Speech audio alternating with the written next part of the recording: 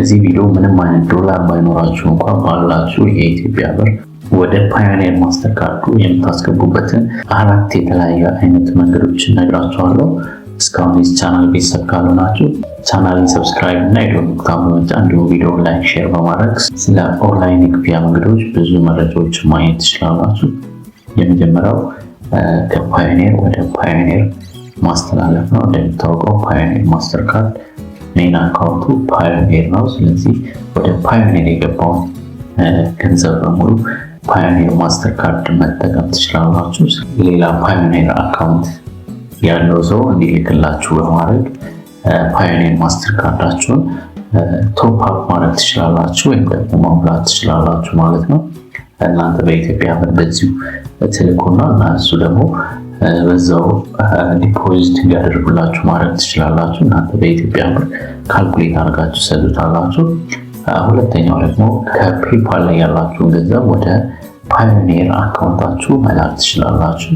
ይህ ደግሞ በሁለት አይነት መልኩ መላክ ትችላላችሁ። ፔፓል ላይ ያላችሁን ገንዘብ የመጀመሪያው ፓዮኒር ማስተርካርዳችሁን ሊንክ በማድረግ ነው።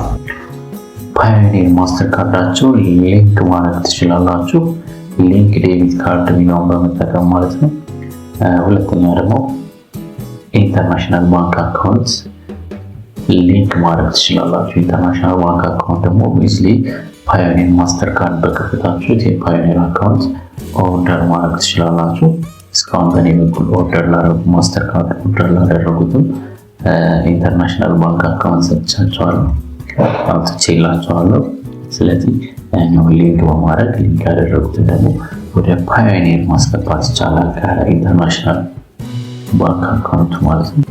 ሶስተኛው ደግሞ ከኦንላይን ቢዝነሶች ወደ ፓዮኒር ማስተርካርድ ዲፖዚት ማድረግ እንችላለን። ይህ የሚሆነው እነዛ ኦንላይን ቢዝነሶች በፓዮኒር የሚከፍል ከሆነ ነው። ለምሳሌ ፍሪላንስ ዌብሳይቶች እንደ አፕወርክ፣ ትሩላንሰር፣ ፍሪላንስ.com፣ ፋይበር፣ እንዲሁም ዩቲዩብ፣ 99 ዲዛይን ብዙ በፓዮኒር የሚከፍሉ ኦንላይን ቢዝነሶች ማስተርካርድ ያለበትን ፓዮኒር አካውንት ሊንክ በማድረግ ወደዛ እንዲገባ ማድረግ ይቻላል። አራተኛውና በጣም ኢምፖርታንት የሆነ ሚንስ ደግሞ ፒቱፒ ትሬድ በማድረግ ነው። በኢትዮጵያ ብር ገዝታችሁ በኢትዮጵያ ብር የገዛችሁትን ዩኤስዲቲ ከዛ ወደ ዩኤስዲ በመሸጥ ወደ ፓዮኒር አካውንታችሁ እንዲገባ ማድረግ ትችላላችሁ። ለዚህ ደግሞ ምርጥ ክሪፕቶ ኤክስቼንጅ ፕላትፎርም የምትጠቀሙት ኦኬክስ ነው።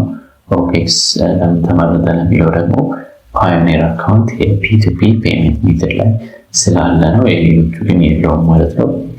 አከፋፈትና ቬሪፊኬሽን እንዲሁም አጠቃቀም ከፈለጋችሁ ደግሞ በሌላ ቪዲዮ የተሰራለ እዚሁ ቻናል ላይ ገብታችሁ ታገኙታላችሁ።